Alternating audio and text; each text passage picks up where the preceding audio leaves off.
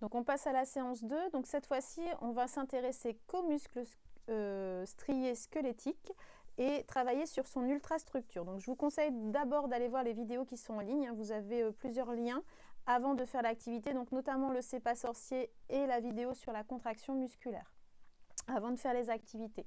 Donc là, en fait, vous faites soit sur l'activité que je vous ai donnée ici dans votre document thème élève, soit l'activité de votre livre à la page 97, c'est exactement la même chose. Donc on va prendre le corrigé de la page 97 pour que ce soit plus clair pour vous. Donc, on vous demande de compléter à l'aide des mots en gras ici, en fait, le schéma de la contraction musculaire. Donc, vous avez une fibre musculaire sur laquelle arrive un influx nerveux. La fibre musculaire, donc, constituée de plusieurs myofibrilles, c'est-à-dire l'unité structurale de la fibre musculaire. À l'intérieur de ces myofibrilles, on peut voir que chaque myofibrille est constituée de différents filaments, un filament fin d'actine et un filament épais de myosine. Donc là, on a replacé tous les mots qui étaient en gras. Si maintenant on fait un zoom au niveau de cette myofibrille, on voit que comment sont organisés les filaments d'actine et de myosine.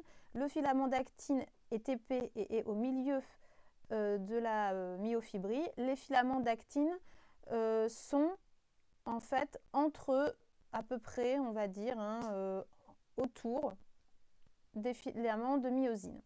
Vous avez également les strizèdes qui vont séparer ce qu'on appelle l'unité structurale et contractile de la fibre musculaire, c'est-à-dire ce qu'on appelle le sarcomère.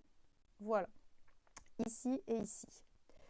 Ensuite, lorsque le muscle est au repos ou lorsqu'il est contracté, on peut constater que, en fait, ce qui va délimiter les sarcomères, c'est ce qu'on appelle les strizèdes. Vous voyez, parce que tout simplement, ça forme des Z.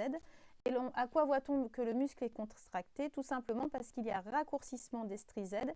Et vous voyez que l'unité structurale contractile de la fibre musculaire, c'est-à-dire le sarcomère, est beaucoup plus petit. C'est ce qu'on peut constater ici. D'accord? Donc, en fait, si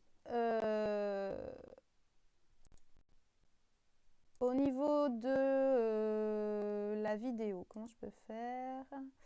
J'essaye de vous expliquer, mais je ne trouve plus. Non, c'est pas là.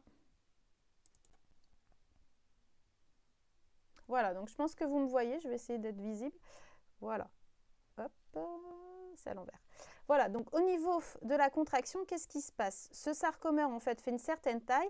Et lorsque le muscle va se contracter, hop, les filaments vont glisser et il va se raccourcir. En fait, qu'est-ce qui se passe à l'échelle entière du muscle? Et je vais être coupée.